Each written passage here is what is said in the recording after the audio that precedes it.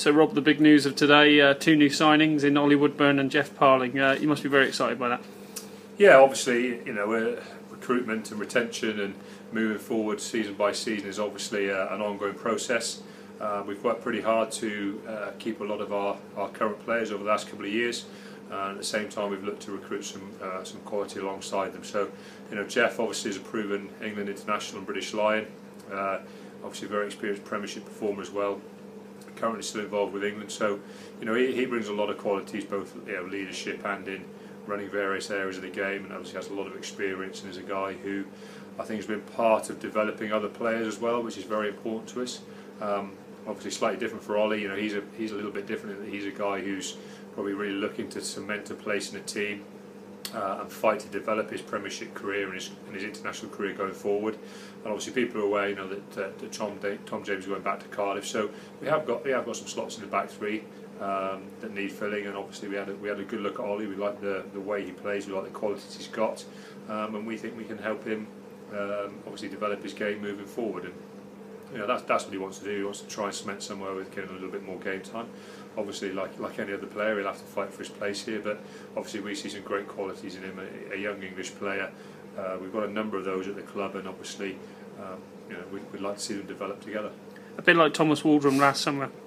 You saw a massive impact straight away from him. Do you expect the same from Geoff and Olly in that sense? I think potentially, yes. It's like anything. Some players take a little bit longer to settle in than others, but I think they've both got qualities that if things go well for them, they can have big impacts on games, and that's what you want. I mean, as I said, they're probably players slightly at a different end of the spectrum. Geoff's a bit been here, done that, but obviously is still very ambitious about what he wants to achieve in his rugby career, and obviously we want to help him try and achieve the things he still wants to achieve.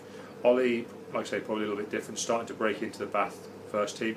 And everyone's aware they've got an awful lot of talent across their back line at Bath, and he's probably found game time a little bit less than he would have liked, and that's one of the reasons for his move, is he wants to try and try somewhere different and try and break into a team and get some more game time.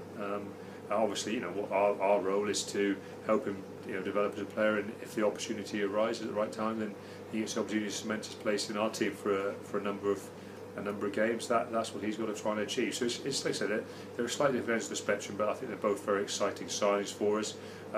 Obviously, it's great for us moving forward that we feel we're attracting these kind of quality players. And does it show, like you say, how far the Chiefs have moved in a very short space of time, that players from rivals, top end rivals, are wanting to come to the Sandy Park now? It's a little bit, but I think recruitment it's a little bit different than just you won't recruit players from other clubs. Every club in the Premiership is looking across various leagues at the players who become available. Everybody moves for different reasons. Everybody looks for different challenges or to freshen up their careers, all for different reasons. I don't think there's any one reason as to why it happens.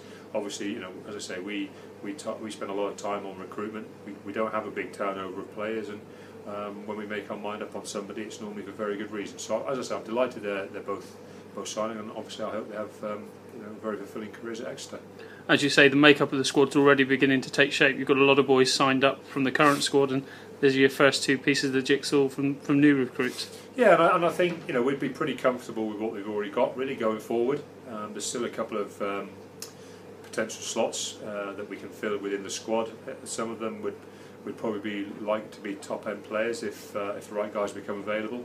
But as I said before, we're also very, very, very happy to give younger players or players from other leagues where they're probably a bit less well known opportunities as well if they show the right qualities. So we're still kind of, I'm not going to say trawling the well, but it is a little bit like that, on recruitment. That it's an ongoing process, not just for this season, but we're already starting to talk about, albeit in a very sketchy manner, about where we see the squad developing over 3 or 4 years. So at the moment we've still got a couple of important slots to look to fill. We've still got a couple of important retention places of guys who are currently here.